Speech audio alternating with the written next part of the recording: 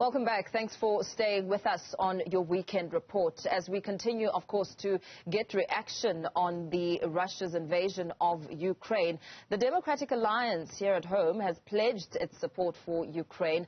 According to DA leader John Steenhuisen, the party is raising funds now to help with the refugee crisis. Joining us is public policy analyst at the Think Foundation, Prof Lucky Mathebula, who says the party's decision is to be expected and should not come as a surprise. Professor Mathebula, very good morning to you. Thank you so much for your time.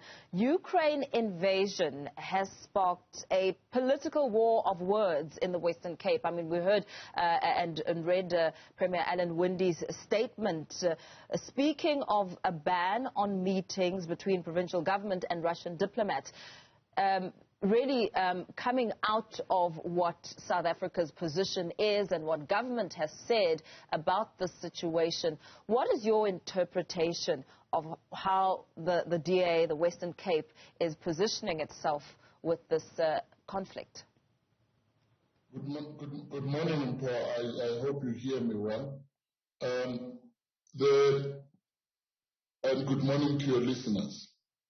I think the Democratic Alliance has been positioning itself all these years as a country within a country.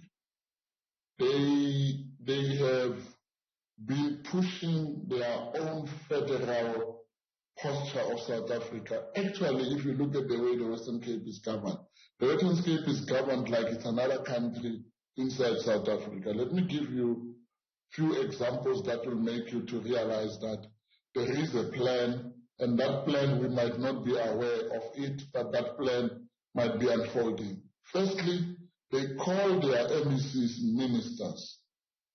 And when you call MECs ministers and you have national ministers, you are immediately equating those MECs with ministers. They are the first to adopt a provincial constitution, which is not, it doesn't mean it's not constitutional for them to do that. But the way they've written their constitution, they've created a document with which their premier will have original powers and they will have a relationship with the national constitution.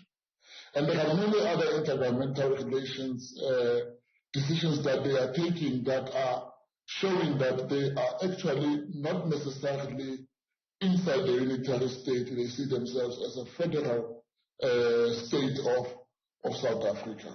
So when the premier decided to suspend relations with the Russians, when the president of the country is taking a posture that says we are not taking any side in the Ukraine thing, the premier was saying, as the Western Cape, we are taking a side. And therefore, it says to us that the premier has his own international relations policy, which he is using, and that international relations policy does not seem to be in tandem with the international relations policy that President Ramaphosa is using.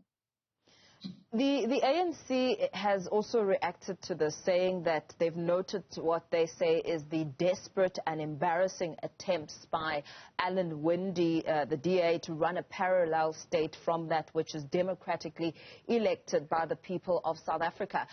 When it comes to, I mean, really further elaborating on what you have said, when it comes to intergovernmental perhaps patterns and relations, how does this posture now position the tone and perhaps the response from South Africa? Because the DA says we cannot and will not remain neutral in the face of such a cruel attack on the democratic values we hold dear.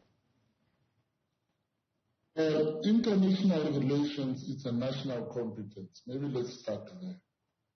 But if the DA is seeing itself as being more national when it's in the West, when it's subnational in a province, it shows the posture of the DA towards our national government. The truth is, and the truth is that South Africa has not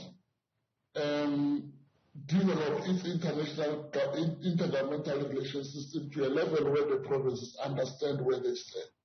At the moment, we have eight economic nodal points in the country that are governed by the opposition complex. I mean, if you look at all the metros and everything, those are serious economic nodal points of South Africa.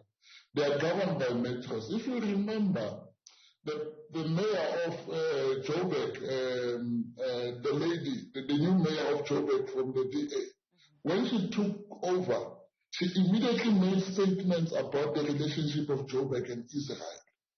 And that statement that she made is a statement that, if you listen to that statement, it was already repugnant to what the national government's posture is towards Israel.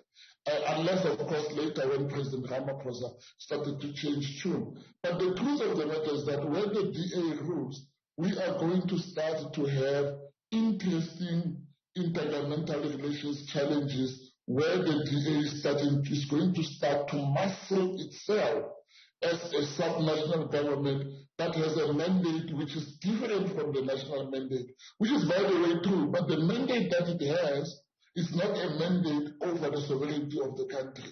And that is the challenge that we are having. And this thing, it's a developing story, and the country is not paying serious attention to it. We know that the AfriForum is busy doing a lot of international moves and shenanigans to make sure that the Western Cape is ready to secede from South Africa, or is ready to be part of a constellation with other provinces, so that South Africa can then be run as a pure federal state where the national government is only given minimum mandate and the provincial governments are actually taking deep control of government, and the metros are actually taking deep control of government. The best thing about that is that you realize that the transformation objects that the liberation movement has set itself for the whole of the country, it will now be dismembered by the various smaller mandates that are in the metros, in the provinces and everything. And unless the ANC government sits down and pays attention to the full implications of the intergovernmental relations quagmire that is developing in the country, we are going to have another banana republic wherein the president will say this and the premier of some province will say this. Remember, very soon, KwaZulu-Natal, if you look at what happened in the previous election, KwaZulu-Natal might go into the hands of the IFP. And if it goes in, then we are dealing with an IFP and a DA in the Western Cape that may start to bring those things that we thought were settled in CODESA Working Group 3, where we're dealing with the state and whether the state becomes federal or what. If you know that way, CODESA Working Group 3 during the negotiations, the one that was the last to agree about the constitution, the one that had the most deadlock, the problem was this thing that the Western Cape is doing today.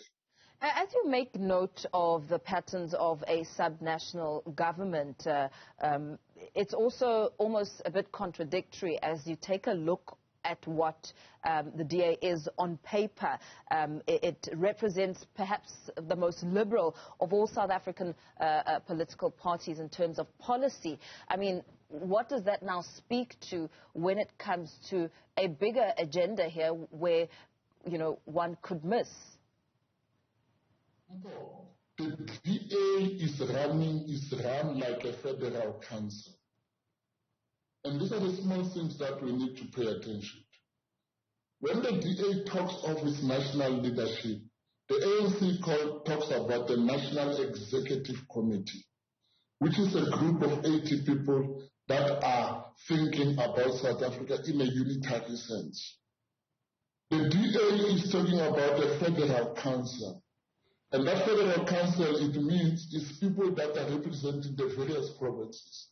That's why it was possible in the DA to have a poster in Phoenix that said what it did during the elections, and other people in other provinces were not aware that there's such a poster, because it is a federal type of an organization. It is able to take decisions at the federal level. The ANC cannot take decisions that are federal in nature, even if the peculiar circumstances in a particular province wants it to do that. It's only KwaZulu-Natal which is able to go to the MEC of the ANC and say, we hear you. You say nobody must support Jacob Zuma in the courts. We want to go as KwaZulu-Natal. And that on its own was a federal warning shot by KwaZulu-Natal that we also want to take decisions as a structure on our own. And these things are not dealt with in the proper way in which they are dealt with in other democracies when you look at the political science of the type of constitution we are. So the truth of the matter is that our intergovernmental relations system is unfolding, and because the opposition is busy taking over a lot of important subnational governments, it is going to unfold according to what the opposition will dictate.